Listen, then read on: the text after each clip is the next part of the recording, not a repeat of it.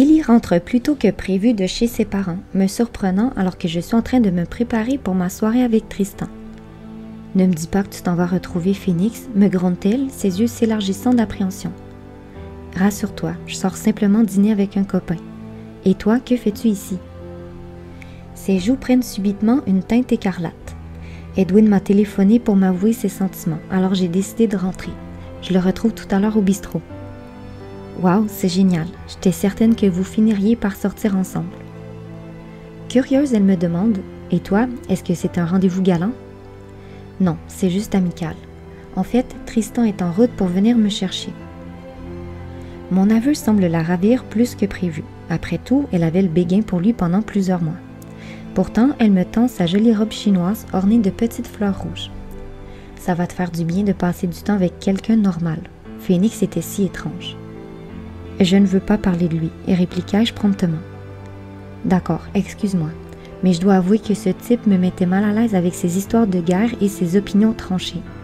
Et puis, lorsqu'il est venu dîner l'autre soir, il m'a vraiment fait flipper. Ellie, s'il te plaît, je la coupe. Est-ce qu'on pourrait parler d'autre chose? Très bien. Alors, où allez-vous dîner, Tristan et toi? Au Scaffos, je réponds. Cool, c'est le meilleur endroit en ville pour déguster des fruits de mer. En plus, la vue sur Montréal est tout simplement époustouflante. C'est ce qu'il m'a dit. T'a-t-il également mentionné que c'est un lieu incroyablement romantique? Je soupire. Combien de fois dois-je te répéter que c'est simplement amical? Edwin et moi, c'était juste amical aussi, du moins au début. Un autre soupir m'échappe. Bon, je dois y aller. À plus tard. Sous un ciel dégagé et ensoleillé, je choisis de m'installer sur la véranda pour attendre Tristan. Quelques instants plus tard, sa voiture se gare devant chez Jeanne et avec une courtoisie qui rappelle Phoenix, il m'ouvre la portière. Cependant, là s'arrêtent les similitudes. Contrairement à Phoenix, Tristan rayonne d'une aura apaisante, presque magique. Je ne saurais expliquer pourquoi, mais chaque fois qu'il est près de moi, une douce sérénité m'envahit, dissipant mes inquiétudes comme par enchantement. Vêtu d'une chemise claire et d'un pantalon élégant, ses cheveux bruns bouclés tombent avec désinvolte, ajoutant une touche de naturel à son allure. Son visage respire la gentillesse, ses traits harmonieux accentués par des yeux d'un bleu calme, rappelant la tranquillité d'une mer sans vagues. J'ai été surpris de recevoir ton texto, m'avoue-t-il, tandis qu'il navigue habilement à travers la circulation. Pour être franche, je suis sûre de passer une agréable soirée en ta compagnie et j'en ai terriblement besoin. Disons que je traverse une période difficile. Un instant, je me laisse emporter dans cette incroyable saga dans laquelle je suis plongée, bien malgré moi. Comment une femme aussi ordinaire que moi peut-elle devenir la cible d'un occulte personnage, semblant tout droit sortir des profondeurs de l'enfer? Je secoue la tête pour chasser ces pensées lugubres et je change radicalement de sujet. Après 30 minutes de route, nous arrivons enfin au Scaffos et le restaurant est à la hauteur de sa réputation. La décoration, inspirée du style Nouvelle-Angleterre, me transporte instantanément sur le pont d'un majestueux voilier. Les filets de pêche et les ancres décoratives confèrent une atmosphère maritime authentique. À travers de vastes fenêtres, la lumière naturelle pénètre, offrant une vue imprenable sur le vieux port de Montréal, ses quais animés, ses bateaux amarrés et le panorama urbain en arrière-plan. Bienvenue au Scaffos, nous salue chaleureusement la dame à l'accueil. Avez-vous une réservation? Oui, au nom de la douceur, répond Tristan. Très bien, veuillez me suivre s'il vous plaît. Nous traversons la salle, passant devant le bar à huîtres, surplombé par un bateau de pêche reposant sur des échasses. « Est-ce que cette table vous convient ?» nous demande-t-elle en nous installant tout près des baies vitrées. « C'est parfait, je vous remercie », acquiesce Tristan. Elle nous adresse un sourire chaleureux avant de retourner à son poste. « Alors, qu'en dis-tu, Anna ?»« C'est spectaculaire », m'exclamai-je, captivée par la vue. « Montréal est vraiment un joyau à découvrir. » « Alors, tu ne regrettes pas d'avoir choisi de t'installer ici pour un certain temps? » « Pas le moins du monde. J'apprécie la vie sur la côte nord, mais depuis que je suis à Montréal, je ressens comme une familiarité, une connexion particulière. Il y a quelque chose ici qui me réconforte profondément, même si je ne peux pas le définir précisément. En réalité, je sais pertinemment ce qui m'a apporté du réconfort lors de mes premières semaines à Montréal. Peut-être as-tu déjà vécu ici dans une vie antérieure, suggère-t-il. Je suis surprise par sa réceptivité à la spiritualité, surtout après nos échanges habituels qui portaient principalement autour de la musique. C'est un changement de cap inattendu dans notre conversation, mais cela ouvre de nouvelles perspectives intéressantes sur sa vision du monde. « Tu crois à la réincarnation ?» lui demandai-je, curieuse. À ce moment, le serveur s'approche de notre table pour se présenter. « Bonsoir, je m'appelle Laurent. C'est moi qui vais m'occuper de vous ce soir. Désirez-vous commencer par un apéritif? » « Je prendrai un verre de vin blanc, répond Tristan. Et toi, Anna? Pour ma part, j'aimerais un Virgin Mary, s'il vous plaît. Très bien, je reviens tout de suite. Alors que le serveur s'éloigne, Tristan me propose de passer la commande pour nous deux, ce à quoi j'acquiesce d'un signe de tête. Lorsque Laurent revient vers nous, Tristan lui indique que nous prendrons l'entrée de crab cake ainsi que le plateau de fruits de mer à partager. Ensuite, il me demande où nous en étions dans notre conversation. Nous parlions de réincarnation, lui rappelai-je. Je ne m'attendais pas à ce que tu sois ouvert à de telles croyances. En effet, j'ai toujours été fascinée par les mystères de l'univers et par les différentes façons dont les gens interprètent leur existence. La réincarnation est souvent perçue comme une notion ésotérique, mais pour ma part, je trouve qu'elle peut offrir une perspective intéressante sur la nature de notre âme et sur notre parcours à travers le temps. Je pense que chacun est libre d'explorer ses idées et d'en tirer ses propres conclusions, même si elles semblent parfois en dehors des sentiers battus de la pensée conventionnelle. Mais assez parlé de moi. Toi, qu'en penses-tu? Trouves-tu mes convictions sur les vies antérieures farfelues? Je prends un moment pour réfléchir à ma réponse. Est-ce une bonne idée de plonger dans un sujet qui me ramène inévitablement au passé? Cependant, en présence de Tristan, penser à Phoenix semble moins douloureux, comme si sa présence avait le pouvoir d'apaiser mes tourments. Je ne trouve pas cela farfelu, bien au contraire. Je partage totalement ta vision des choses. La possibilité que nos âmes traversent différentes vies pour évoluer ou apprendre me semble tout à fait plausible. Quelques instants plus tard, le serveur dépose discrètement notre entrée de crab cake entre nous, modifiant subitement la trajectoire de notre conversation. Tristan évoque ma récente rupture avec Phoenix, suscitant un profond soupir de ma part. Bien que Tristan ait cette capacité mystérieuse de m'apaiser, je n'ai aucune envie d'aborder ce sujet. Pour être franche, j'ai du mal à en parler, dis-je finalement. Je comprends totalement, répond-il, ses yeux exprimant une empathie sincère. Les ruptures laissent souvent un goût amer. Un moment de silence s'installe entre nous avant qu'il ne révèle avoir été en couple avec Florence pendant près de 2 ans. Florence, la serveuse qui semble me détester, demandai-je, les sourcils froncés. La nouvelle de leur relation me prend au dépourvu. Je ne l'aurais jamais imaginé avec quelqu'un comme elle. Personnellement, je trouve qu'il mérite mieux. Elle ne te déteste pas, rétorque-t-il. Florence a quelques cicatrices qui influencent ses relations avec les femmes. Ses blessures la poussent aussi à chercher l'attention des hommes et je ne pouvais plus le supporter. J'avais remarqué qu'elle aimait bien attirer les regards, mais maintenant elle doit s'en mordre les doigts. Je suis tentée de penser qu'elle récolte ce qu'elle a semé. Elle a tout fait pour saboter notre relation. Il déguste une bouchée de crab cake avant de continuer. Le pire dans toute cette histoire, c'est qu'elle était terriblement jalouse. C'est incroyable, n'est-ce pas? Elle mettait tout en œuvre pour me provoquer et dès que je croisais le regard d'une autre femme, elle explosait. Cette situation devenait tout simplement insupportable. Je te comprends parfaitement. Avec Phoenix, c'était exactement pareil. Mon regard vagabonde vers l'horizon lointain tandis que je repense au dernier instant que j'ai partagé avec lui. Je me rappelle si vivement cette énergie bestiale qu'il dégageait le matin de notre rupture et ces paroles cinglantes qui résonnent encore dans ma tête. Parce que tu crois me connaître après seulement quelques mois de fréquentation, c'est justement là le problème. Tu es trop jeune et ton manque d'expérience te rend incapable d'avoir une vision claire de la vie et de moi-même. Sa condescendance, cette certitude absolue de son pouvoir sur moi, tout cela me revient avec une intensité démesurée. Et puis, il y a tous ces secrets qu'il ne voulait pas révéler, les ondes d'ombre dans sa vie qu'il refusait de partager, alors qu'il exigeait de moi une totale transparence. Et ce mensonge au sujet de sa relation avec Aluka a été pour moi un véritable électrochoc. C'est à ce moment précis que j'ai réalisé que Phoenix n'avait aucune difficulté à me mentir, remettant en question toute la confiance que j'avais placée en lui. Ces souvenirs me glacent l'échine, même en cet instant paisible au restaurant. Heureusement, Tristan interrompt mes pensées douloureuses en me demandant si ma relation avait toujours été difficile. Pas du tout, je réponds avec une pointe de nostalgie. Au début, c'était magique. Je n'avais jamais ressenti une telle vague d'amour. C'était comme si je flottais dans un univers parallèle, baigné de lumière. Et ensuite, lance-t-il, les sourcils froncés. J'ai du mal à croire qu'un tel amour puisse disparaître du jour au lendemain. Je ressens un pincement au cœur. La boîte de Pandore est ouverte et je ne peux plus la refermer. C'est compliqué à expliquer.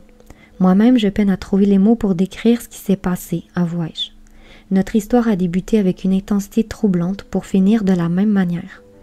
Au départ, chaque instant avec Phoenix était empreint de magie. Mais progressivement, les choses ont pris une tournure sombre. Il semblait réveiller toutes mes blessures intérieures, comme si j'étais prise dans un tourbillon d'émotions contradictoires. Un jour, je me sentais connectée à l'univers tout entier. Le suivant, je sombrais dans un abîme de tristesse et de désespoir. Tu sais, Phoenix était une énigme vivante. Il pouvait être aussi charmant que brutal, et cette dualité constante de son comportement devenait tout simplement insoutenable. J'ai finalement atteint un point où je n'avais plus la force de continuer, alors j'ai pris la décision de le quitter, confessai-je, laissant échapper un profond soupir. Je relève enfin les yeux vers Tristan, son regard empreint de compassion. « Anna, tu n'as pas à avoir honte, nous avons tous nos limites. » Je sais, c'est juste que j'aurais aimé que les choses se déroulent différemment. Je comprends, mais si les choses se sont passées ainsi, c'est qu'il y avait une raison, déclare-t-il alors que le serveur dépose notre plateau de fruits de mer. Tu sais, je suis convaincue que rien n'arrive par hasard. Chaque rencontre, chaque épreuve a sa place dans notre cheminement. Peut-être que tout cela te paraît confus pour l'instant, mais un jour, tout s'éclaircira pour toi. Je médite sur ces paroles tout en avalant une huître. Et toi, qu'est-ce que ta relation avec Florence t'a enseigné? L'interrogeai-je enfin. Il déguste un pétoncle avant de répondre à ma question, ses yeux fixés sur l'horizon lointain, comme s'il cherchait les mots justes dans le reflet des vagues. Ma relation avec elle m'a enseigné quelque chose d'essentiel, une leçon que je n'aurais peut-être jamais apprise sans cette expérience tumultueuse. J'ai réalisé que rechercher l'amour à l'extérieur de soi, à travers une autre personne, est une quête vaine et souvent décevante. Florence était comme un miroir pour moi, reflétant mes propres insécurités et mes besoins non comblés. À travers notre relation, j'ai appris à trouver l'amour en moi-même, à cultiver cette lumière intérieure qui peut illuminer ma vie indépendamment des relations extérieures. C'est un chemin difficile, parfois douloureux, mais il m'a conduit à une meilleure connaissance de moi-même et à une paix intérieure plus grande. Alors qu'il conclut sur ces paroles empreintes de sagesse, Laurent réapparaît pour s'enquérir de notre appréciation des fruits de mer. Absolument délicieux, confirmai-je avec un sourire. Attends de goûter au crabe, ajoute Tristan en déposant doucement une pince dans mon assiette. Le crabe est effectivement succulent et je ne peux m'empêcher de penser que Phoenix aurait adoré cet endroit. Peut-être le connaît-il déjà. Après tout, il avait un don pour dénicher les meilleures adresses en ville, toujours en quête d'expériences culinaires uniques. Sa passion pour la gastronomie était contagieuse et il m'avait fait découvrir plus d'un restaurant exceptionnel. Je secoue la tête pour chasser ces pensées envahissantes et me recentrer sur ma discussion avec Tristan. « Comment as-tu entamé ton voyage vers l'amour de soi ?» je lui demande. « Y a-t-il eu des moments clés ou des pratiques spécifiques qui t'ont aidé dans cette démarche ?» Pour moi, le point de départ de ce voyage a été d'apprendre à me connaître en profondeur. J'ai réalisé que pour aimer vraiment quelqu'un d'autre, il fallait d'abord s'aimer soi-même. Cela impliquait d'explorer mes pensées, mes émotions, mes peurs et apprendre à les accepter sans jugement. La méditation et l'auto-observation ont été des outils précieux dans ce processus. En prenant régulièrement du temps pour me connecter à moi-même, j'ai ressenti peu à peu une paix intérieure et une confiance en moi que je n'avais jamais expérimentée auparavant. Bien sûr, ce chemin n'a pas été sans obstacles et j'ai dû affronter des aspects de moi-même que j'avais souvent tendance à ignorer. Mais en fin de compte, cette quête de connaissance de soi a été la clé de mon cheminement vers l'amour véritable, car on ne peut réellement aimer quelqu'un d'autre si l'on ne s'aime pas soi-même. Ces mots résonnent profondément en moi comme une vérité universelle, à la fois simple et pourtant si puissante. Et comment fais-tu face aux moments de vulnérabilité et d'incertitude? Pour moi, ces instants sont une occasion de retourner aux bases, la méditation et l'auto-observation. Ces pratiques m'offrent la possibilité de m'immerger plus profondément dans mon être, d'explorer les racines de mes émotions et de cultiver une compassion envers moi-même. J'ai appris que c'est souvent dans ces moments de fragilité que se trouve la plus grande croissance intérieure. En les accueillant pleinement, je découvre une force et une résilience que je ne soupçonnais pas auparavant. À nouveau, ses paroles résonnent en moi. Échanger sur ces sujets avec lui est apaisant. Je sens que son expérience et ses conseils pourraient vraiment m'aider dans mon processus de guérison et de retour à soi. Après un moment de réflexion, je réunis mon courage et lui demande « Accepterais-tu de jouer un rôle de mentor pour moi, pour m'accompagner sur ce chemin? Tes conseils et ton soutien seraient d'une valeur inestimable. » « Ce serait un plaisir, » répond-il avec un sourire chaleureux. Sur le chemin du retour, nous convenons de nous retrouver régulièrement au bistrot pour poursuivre nos discussions. En le quittant, je sens comme un poids qui se déleste de mes épaules. Mon séjour à l'hôpital m'a permis de mettre en lumière mes plus grandes failles intérieures. Un manque profond d'estime de soi et d'amour-propre. Cependant, avant de parler avec Tristan, je me sentais quelque peu désemparée, sans trop savoir par où commencer pour guérir ces blessures. Mais maintenant, avec son soutien et ses conseils, je me sens plus confiante pour avancer sur ce chemin. Peut-être, juste peut-être, cela me permettra-t-il un jour de me réconcilier avec Phoenix. L'idée que je pourrais enfin être prête à affronter ce que j'ai refoulé depuis le début de notre rencontre me remplit d'espoir. L'avenir demeure incertain, mais pour la première fois depuis longtemps, je me sens prête à lui faire face, portée par cette flamme ravivée en moi grâce à Tristan. Depuis que j'ai commencé à passer du temps avec Tristan, une transformation profonde s'est opérée en moi. Depuis que j'ai commencé à passer du temps avec Tristan, une transformation profonde s'est opérée en moi. Ce qui avait débuté comme de simples échanges au bistrot s'est mué en un rendez-vous hebdomadaire incontournable, un pilier de soutien dans ma vie en pleine reconstruction. À chaque rencontre, je sens une montée en confiance et une force intérieure nouvelle, comme si quelque chose de puissant émergeait en moi. Tristan transcende le rôle de simple ami. Il est devenu mon guide spirituel, un phare dans la tempête de mes émotions tumultueuses. Nos discussions m'aident à mieux me connaître, à accepter mes faiblesses tout en célébrant mes forces. Chaque jour, je ressens une évolution, un enracinement de plus en plus solide dans ma propre vérité.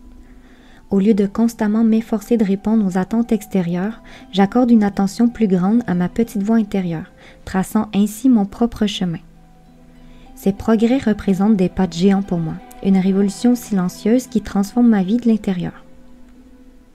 Grâce à Tristan, j'ai réalisé que je mérite d'être aimée, non seulement par les autres, mais surtout par moi-même. Il m'a enseigné que le bonheur ne dépend pas d'autrui, mais de ma capacité à cultiver la paix intérieure. Bien que cette leçon ait été difficile à assimiler, une fois intégrée, elle m'a procuré un soulagement libérateur, me permettant de respirer à nouveau. Pour exprimer ma gratitude pour tout ce qu'il a fait pour moi, j'ai décidé de l'inviter à un complexe hôtelier recommandé par Élie. Mon intention est de lui offrir une expérience de détente et de plaisir, afin de lui montrer à quel point sa présence dans ma vie est précieuse. Cependant, j'ai pris soin de réserver une chambre avec 2 lits, sachant que notre relation est purement platonique. Mon cœur bat toujours pour Phoenix, mais il n'est pas encore temps de rouvrir cette porte du passé. Pour l'heure, je suis reconnaissante d'avoir un ami comme Tristan à mes côtés, prêt à m'accompagner à chaque étape de mon voyage intérieur. Et c'est tout ce dont j'ai besoin pour l'instant. Après avoir soigneusement planifié cette escapade, nous arrivons à l'hôtel en fin d'après-midi, remplis d'enthousiasme. Nous décidons de profiter pleinement des installations de l'établissement. Après un petit plongeon dans la piscine pour nous rafraîchir, nous explorons les bains à remous, laissant le stress de la semaine se dissiper dans la chaleur apaisante de l'eau. Une fois détendus, nous remontons dans notre chambre pour nous changer. La vue panoramique sur le centre-ville de Montréal à travers les baies vitrées est à couper le souffle et la présence d'un télescope nous permet d'admirer le paysage de plus près. De plus, la kitchenette mise à notre disposition ajoute une touche de confort à notre séjour. « Que dirais-tu de dîner ici ?» proposai-je en remarquant les dépliants étalés sur la table. « Pourquoi pas ?» accepte-t-il, les pas m'ont un peu ramolli. Moi aussi, et je sens que mon jogging m'appelle. Je me glisse dans la salle de bain pour enfiler mon pantalon et attacher mes cheveux en chignon. « Waouh, Anna, un rien t'habille !» s'exclame-t-il. Son commentaire réveille en moi un flot de souvenirs et une vague d'émotions me submerge. Phoenix avait l'habitude de me faire ce genre de compliments. Face à mes larmes, Tristan semble déconcerté. J'ai dit un truc qu'il ne fallait pas. Je respire profondément pour reprendre le contrôle de mes émotions. Non, ne t'en fais pas, tout va bien. Tu en es sûr? Absolument. D'accord, dans ce cas, à mon tour, dit-il en saisissant ses vêtements. Quelques minutes plus tard, il émerge de la salle de bain, habillé de manière aussi décontractée que moi. Alors que mes yeux se posent sur lui, une brève vision me frappe comme un éclair. Tristan et moi, dans une situation semblable, nous préparant pour une sortie. Mais ce n'était pas ici, ce n'était pas maintenant. C'était dans un autre lieu, à une autre époque. Cette impression éphémère, presque fantomatique, laisse un écho troublant dans mon esprit, comme si le temps lui-même s'était courbé pour entrelacer nos histoires de manière mystérieuse et insaisissable. Tristan remarque mon regard perdu et me demande ce qui se passe. Il vaut mieux s'asseoir pour en parler, insistai-je. Mais avant, je vais commander à manger. Tu aimes les sushis? Oui, j'en raffole. Après avoir passé la commande, nous nous installons sur le fauteuil. Des coussins moelleux sont soigneusement disposés, invitant à la détente. Et maintenant, dis-moi ce qui t'a mise dans cet état, me prit-il, me fixant avec curiosité. Eh bien, en te regardant, j'ai eu comme un éclair de déjà-vu, une vision fugace d'une scène semblable à celle-ci, mais dans un contexte différent. C'était comme si nous nous connaissions depuis longtemps, bien avant notre rencontre récente. C'était à la fois troublant et fascinant. Il me partage alors une confidence, ses paroles enveloppées de mystère. Lors de notre première rencontre au bistrot, j'ai ressenti quelque chose de similaire. C'est pourquoi je me suis immédiatement présentée à toi. C'était comme si mon âme reconnaissait la tienne, comme si nous étions destinés à nous retrouver à un moment ou à un autre. Cette intuition m'a conduit à élaborer une théorie, mais je ne suis pas certain à 100%. J'aimerais donc connaître ton ressenti à ce sujet. Puis, d'un ton encore plus intense, il ajoute « Je crois que tu es ma flamme jumelle, Anna. » Ta quoi? Ma flamme jumelle. Je fronce les sourcils, intriguée. Qu'est-ce que cela signifie? C'est un lien d'âme profond et unique, m'explique-t-il, son regard captivant le mien. Tu n'as jamais entendu parler du phénomène? Ces dernières années, il a été largement discuté dans les cercles spirituels. Non, je ne suis pas familière avec ça. Mais tu as déjà entendu parler des relations d'âmes sœurs? Oui, bien sûr. D'ailleurs, je pense qu'Illy est l'une de mes âmes sœurs. Dès notre rencontre, j'ai ressenti une connexion profonde et j'ai su que notre relation serait harmonieuse. Un sourire d'approbation éclaircit son visage. Les âmes sœurs partagent effectivement une forte connexion et leur relation est généralement facile à vivre. En revanche, la relation de flamme jumelle est différente, bien qu'elle présente quelques similitudes. C'est pourquoi beaucoup de gens confondent les deux. À mesure que ces paroles résonnent en moi, mon cœur s'accélère. Je ne saurais dire pourquoi, mais je sens que ce qu'il me révèle est d'une importance capitale, une révélation qui pourrait bien bouleverser le cours de ma vie. En quoi la relation de flamme jumelle se distingue-t-elle? Demandai-je, intriguée. Eh bien, en ce qui concerne les âmes sœurs, il s'agit de deux individus qui ont choisi de se retrouver au cours de leurs différentes incarnations afin de cheminer ensemble et de s'entraider. En revanche, dans le cas des flammes jumelles, il s'agit d'une seule et même âme qui s'est scindée en deux avant leur chute dans le monde physique. Dans les deux cas, il y a une reconnaissance qui s'opère lors de la rencontre avec l'autre, mais les raisons sont différentes. En ce qui concerne la relation de flammes jumelles, les deux personnes se reconnaissent lors de leur incarnation terrestre car ils étaient originellement unis. Je le coupe, désireuse de bien comprendre ses explications. Quand tu dis qu'elles étaient originellement unies, cela signifie-t-il que dans une relation de flammes jumelles, les personnes perdent leur individualité? Non, pas du tout.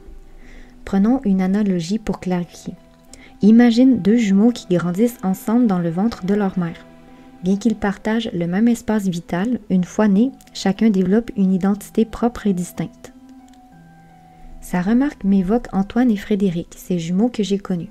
Malgré leur ressemblance physique, leur personnalité était très différente. Tristan poursuit son raisonnement. C'est un peu la même chose en ce qui concerne les flammes jumelles. D'accord, mais pourquoi se reconnaissent-elles? Je n'ai pas bien compris ton explication. Elles se reconnaissent car au départ, ces deux âmes n'en formaient qu'une. Pour te donner une image, imagine une note de musique, comme un mi, qui représente l'âme primordiale. Lorsqu'elle se divise en deux, chacune des deux âmes conserve la mémoire de cette note. Ainsi, lorsqu'elles se retrouvent sur Terre, elles ressentent cette résonance familière, comme si elles entendaient à nouveau cette note qui leur est propre. En réalité, ce qu'elles reconnaissent, c'est la vibration de l'âme primordiale qui les unit.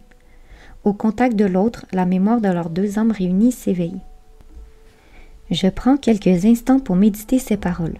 Le concept de flamme jumelle est plutôt déroutant et je suis étonnée de ne pas en avoir entendu parler jusqu'à ce jour. Pourtant, avec Phoenix, nous avons eu de longues discussions sur les liens d'âme. Donc, si je comprends bien ta théorie, nous serions tous les deux un mi, je déclare enfin. Il esquisse un sourire. Exactement, et si ma théorie est exacte, toi et moi, nous nous connaissons depuis l'éternité. Et rien que ça, je m'exclame pour détendre l'atmosphère. Malgré la belle connexion que je ressens avec Tristan, je reste perplexe face à son hypothèse. Quelque chose ne sonne pas tout à fait juste. Je lui demande alors s'il en sait davantage sur les flammes jumelles. À vrai dire, je ne suis pas beaucoup plus avancée sur le sujet, avoue-t-il. Et cela te satisfait, m'étonnai-je. La curiosité n'est pas trop ton fort à ce que je vois. Pour ma part, une multitude de questions tourbillonnent dans mon esprit. D'où sont issues les flammes jumelles? Quelle est leur origine? Et comment se fait-il qu'elles se retrouvent précisément dans cette vie-ci? Je me demande également si tout le monde a une flamme jumelle et si oui, pourquoi certaines personnes ne la rencontrent jamais. Et qu'en est-il des obstacles dans la relation des flammes jumelles? Doivent-elles toujours être ensemble dans cette vie ou peuvent-elles être séparées? Et si elles se retrouvent, comment savoir si c'est réellement sa flamme jumelle ou simplement une forte connexion? Tristan interrompt le flot de mes pensées. Ce n'est pas que je ne sois pas curieux, c'est juste que je privilégie le ressenti plutôt que la recherche et la compréhension intellectuelle. Et ton ressenti te dit que je suis ta flamme jumelle. Oui, et toi? Pour être franche, je suis un peu sceptique et j'aurais besoin de faire des recherches pour en savoir plus. Après la vision que j'ai eue, il ne fait aucun doute que nous avons déjà partagé une histoire, mais de là à envisager que nous puissions être unis par un lien aussi ancestral. Et, après mes réflexions, je pense qu'il vaut mieux que nous n'allions pas plus loin dans cette discussion pour le moment. Je préfère me concentrer sur cette vie-ci. Si j'emprunte la porte qu'il vient d'entrouvrir, je sais que je plongerai inévitablement dans un passé complexe et je ne me sens pas encore émotionnellement prête à explorer ses profondeurs. Depuis que Tristan est entré dans ma vie, j'ai réussi à trouver un certain équilibre, même s'il demeure fragile et précaire. Il est devenu mon pilier, mon meilleur antidote contre la souffrance qui menaçait de m'engloutir depuis ma rupture. Et pour le moment, ma priorité absolue est de préserver cet équilibre délicat. Après le dîner, nous retournons profiter des installations de l'établissement avant de nous mettre au lit. Alors qu'il s'endort rapidement, je reste éveillée, mes yeux fixant le plafond tout au long de la nuit. Il semble que le pacte que j'avais conclu avec ma psyché se soit soudainement rompu, libérant mes pensées pour errer sans contrainte. Les noms de Phoenix, Jeanne, Aluka, Gadril, Apollyon et maintenant Tristan et les flammes jumelles se mêlent dans un tourbillon dans mon esprit. Une question persiste. Quel est le fil conducteur entre toutes ces personnes? Quelque chose m'échappe, une pièce manquante de ce puzzle complexe. Pourtant, cette fois, je sens que je ne suis qu'à un pas de découvrir la vérité. Le lendemain matin, après que Tristan m'ait reconduite chez Jeanne, je monte directement dans ma chambre et m'allonge sur mon lit. L'épuisement de ma nuit blanche commence à peser sur mes paupières, me poussant lentement vers le sommeil. Cependant, juste au moment où je m'apprête à céder à la fatigue, mon cellulaire vibre. Un grognement de mécontentement s'échappe de mes lèvres alors que je le saisis pour jeter un coup d'œil à l'écran. Mon cœur manque quelques battements en réalisant que c'est Phoenix. Il demande à me voir, fixant un rendez-vous au parc Wilfrid Laurier à 13h, près des tables de pique-nique. Un torrent d'adrénaline déferle dans mes veines et je me redresse vivement dans le lit. Son message est à la fois source de réconfort et de souffrance. Je suis prise dans une valse d'émotions contradictoires, ne sachant pas à quoi m'attendre là-bas. Vais-je retrouver le Phoenix tendre et charmant des premières semaines, ou celui qui déclenche l'apocalypse en mon fort intérieur? Il n'y a qu'un moyen de le découvrir. Après une douche chaude revigorante, je saisis mes écouteurs pour éviter de trop réfléchir et je me mets en route. Il me faut une vingtaine de minutes pour atteindre le parc. Je scrute les alentours à la recherche des tables de pique-nique, finissant par les repérer non loin du parc à chiens. Deux labradors gambadent joyeusement, mais même leur allégresse ne parvient pas à apaiser mes nerfs. Au contraire, elles ravivent en moi des souvenirs d'une époque où j'avais un compagnon fidèle, un Golden Retriever qui était mon réconfort dans les moments difficiles. Sa perte a été déchirante pour moi et j'ai profondément souffert de son départ. La joie et l'insouciance des labradors me rappellent cette relation spéciale que j'avais avec lui, mais elles réveillent également le chagrin lié à sa disparition. Ces émotions douloureuses font écho à celles ressenties lors de ma rupture avec Phoenix, amplifiant ma vulnérabilité et mon mal-être. Soudain, je sens son énergie, ardente et électrisante, dans mon dos. Le ventre serré par la nervosité, je me retourne pour affronter son regard qui brûle de colère. Des cernes mauves accentuent son air fatigué et une ecchymose sur sa joue témoigne d'un récent combat. Une tension palpable émane de lui, comme si un orage menaçant grondait sous sa peau. Le spectre de notre passé tumultueux semble se dresser entre nous, plus imposant que jamais, m'envahissant d'une angoisse profonde, presque paralysante. Revivre cette sensation, semblable à celle du matin de notre rupture, m'oppresse et m'étouffe. « Bonjour Anna », lance-t-il d'un ton glacial en prenant place en face de moi. « Apparemment, tu as passé une agréable soirée hier. » Son commentaire me prend totalement au dépourvu. Comment peut-il être au courant de ce qui s'est passé hier? Je n'ai partagé mon escapade avec Tristan qu'avec Jeanne et Ellie. « De quoi parles-tu » répliquai-je, tentant de masquer l'anxiété qui monte en moi. « Ne joue pas à l'innocente avec moi » s'emporte-t-il d'un ton accusateur. « Tu sais très bien de quoi je parle et je n'en reviens pas que tu aies choisi cette journée pour festoyer avec un autre. » Je sens mon cœur battre la chamade dans ma poitrine, submergé par la confusion. Je l'observe attentivement, remarquant qu'il a lui aussi perdu quelques kilos depuis notre rupture. Il continue, son ton glacé accentuant mon malaise. « Tu sais quel jour nous étions hier? » « Le 14 septembre. » Et alors, je lance, un brin agacé par son attitude accusatrice. Son regard dégage une froideur empreinte de mépris alors qu'il déclare « C'est le jour de notre première rencontre au bistrot. À ce que je vois, tu as vite fait de m'oublier. » L'oublier. Est-ce une blague ou quoi? Comment pourrais-je oublier tous ces instants divins passés dans ses bras, son odeur envoûtante, son regard profond, ses mains douces caressant ma peau? Sait-il que j'ai rendu l'âme tant je ne pouvais supporter de vivre sans lui? Je lutte pour contenir mes larmes, murmurant à peine « ce n'est pas ce que tu crois ». Il arque un sourcil. « Vraiment? Vas-tu nier le fait que tu as passé la nuit dans une chambre d'hôtel avec un homme? »« Mais comment sais-tu tout ça » m'exclamai-je, incrédule. « Tu m'as suivi ou quoi ?»« Non, je ne t'ai pas suivi » répond-il rapidement. « Alors comment sais-tu où j'étais ?»« Si je te le disais, tu ne me croirais pas » réplique-t-il d'un air énigmatique. « Et pourquoi je ne te croirais pas ?» Ma voix monte d'un cran, teintée d'agacement et de suspicion. « Parce que nous ne venons pas du même monde, tout simplement. Disons que j'ai une manière différente de régler mes problèmes » conclut-il, toujours aussi mystérieux.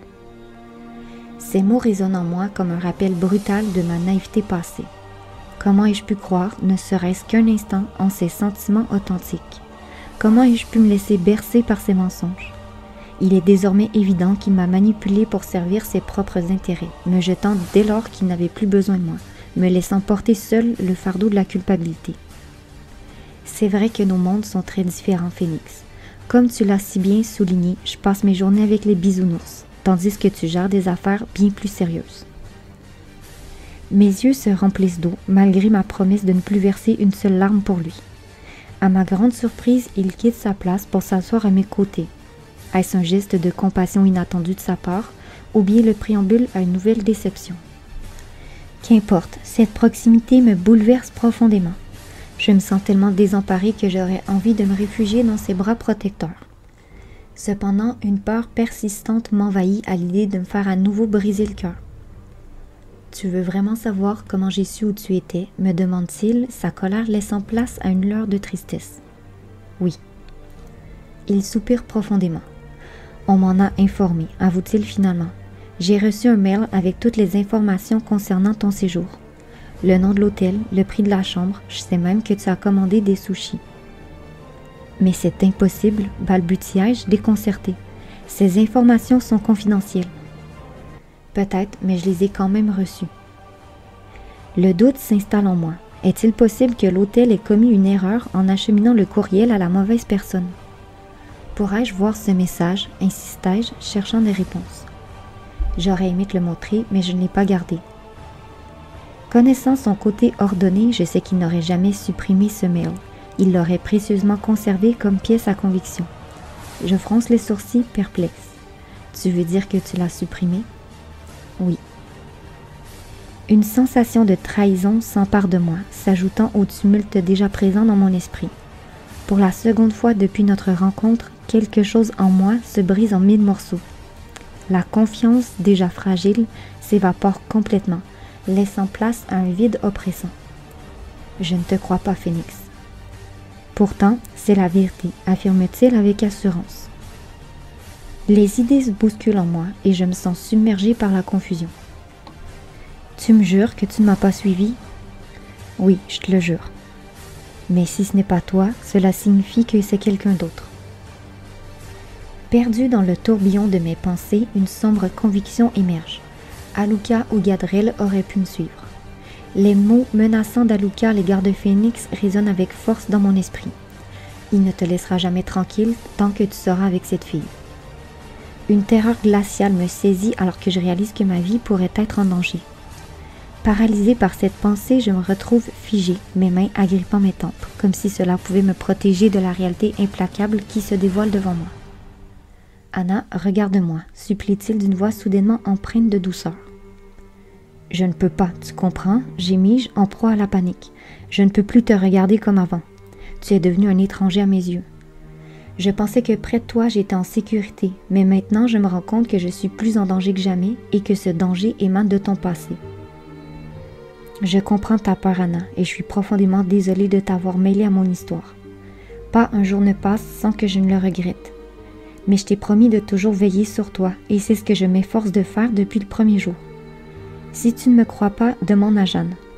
Après ton départ, je suis allée la voir pour m'assurer que rien ne t'arriverait. Son affirmation suscite en moi un pincement d'incrédulité. Oui, il prétend avoir pris des mesures pour me protéger, mais le laps de temps écoulé avant que Jeanne ne me retrouve entre la vie et la mort ne correspond pas à ses paroles.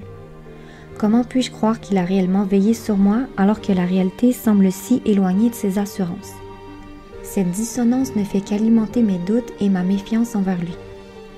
Jeanne, elle était là pour moi, murmurai-je, submergée par l'émotion. Mais pourquoi n'es-tu pas venue toi? Le poids de la culpabilité semble s'abattre sur lui, accentuant la tristesse dans son regard. Anna, je n'ai pas osé franchir cette barrière que tu avais dressée entre nous.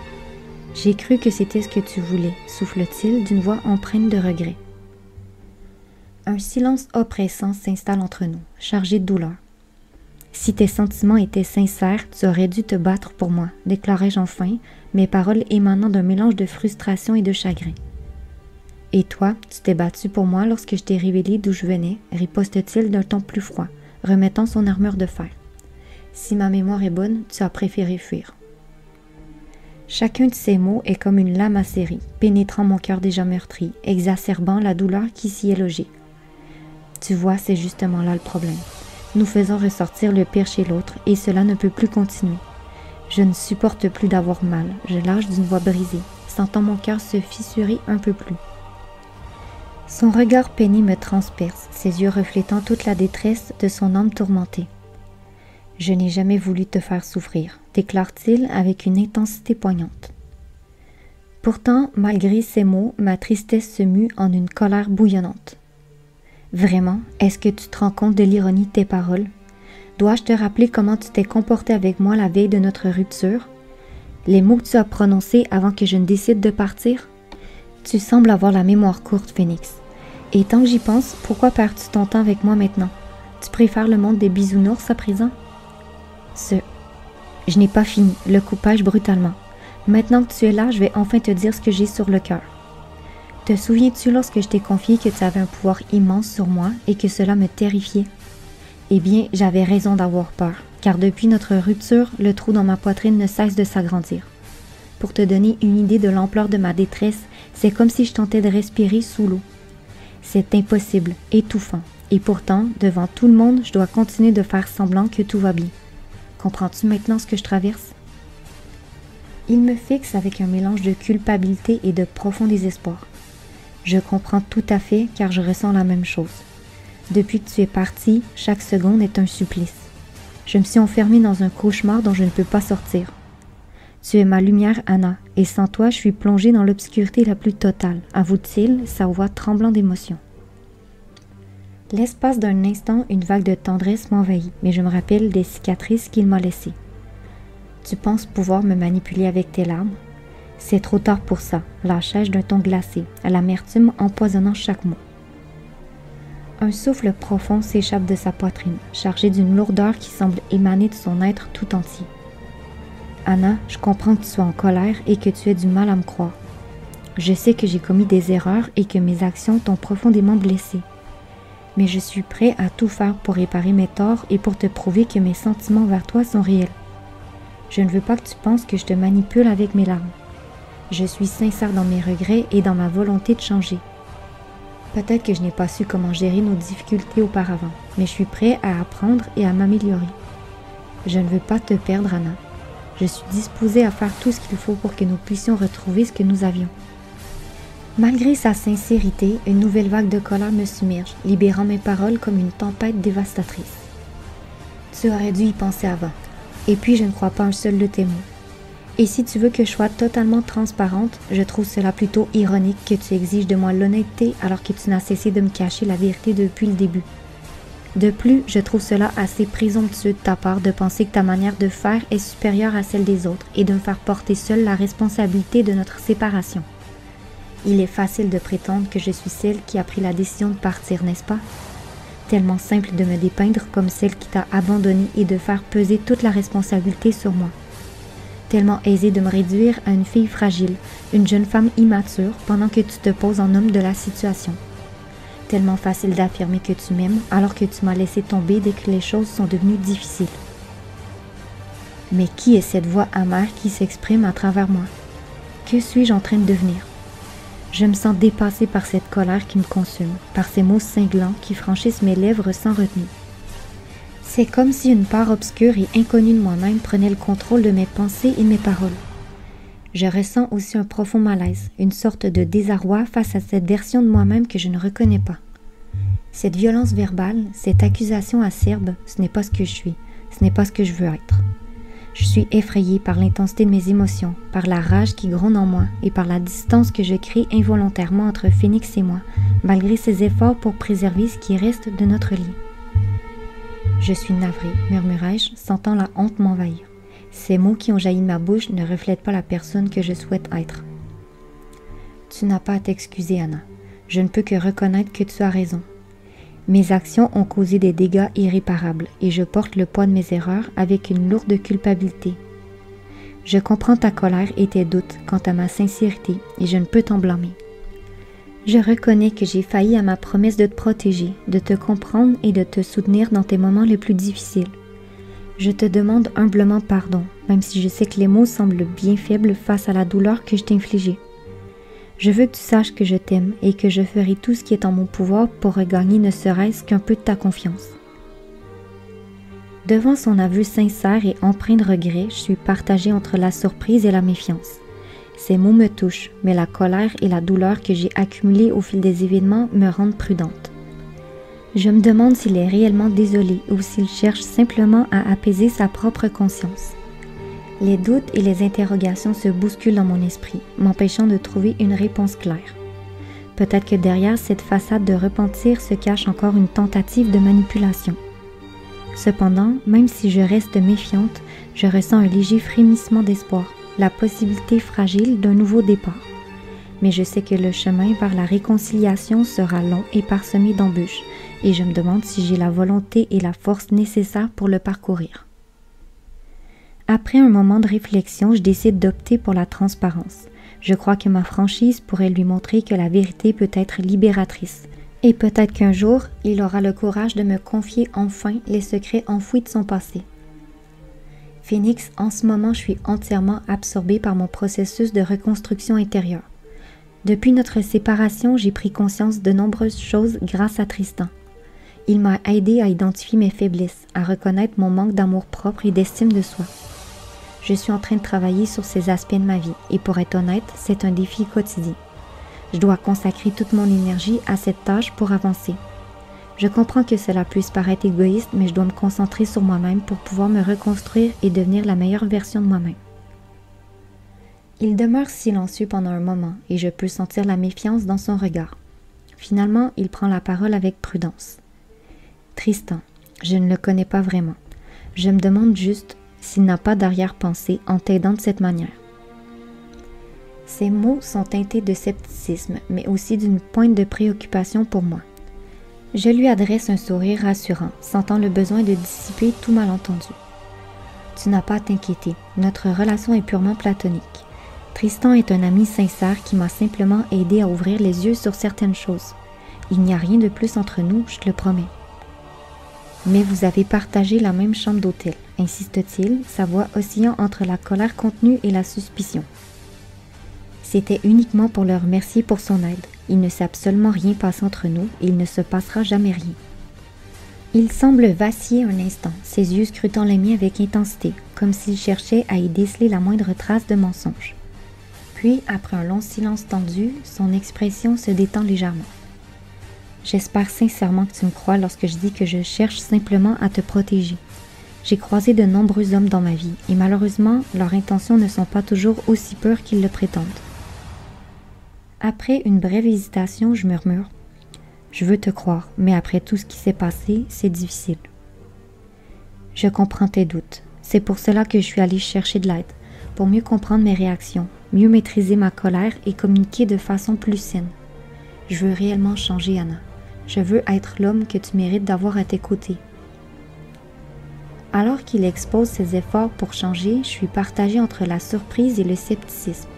D'une part, le fait qu'il ait cherché de l'aide psychologique est encourageant, particulièrement compte tenu de ses réticences à ce sujet.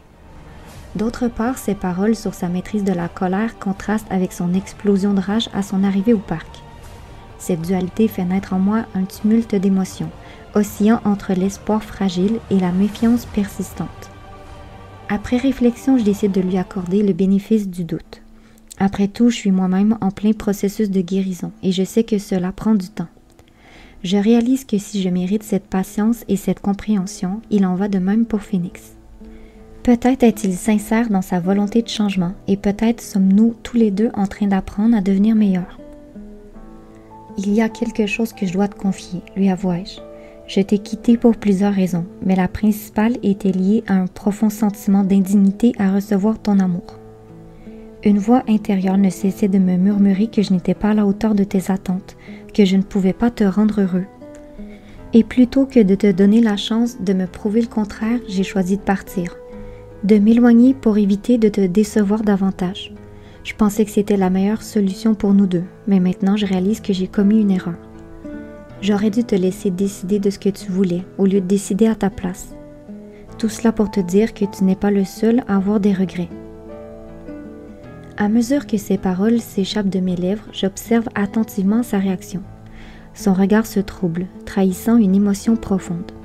Après un moment de silence chargé de tension, il laisse échapper un soupir, comme si mes mots avaient rouvert des blessures anciennes.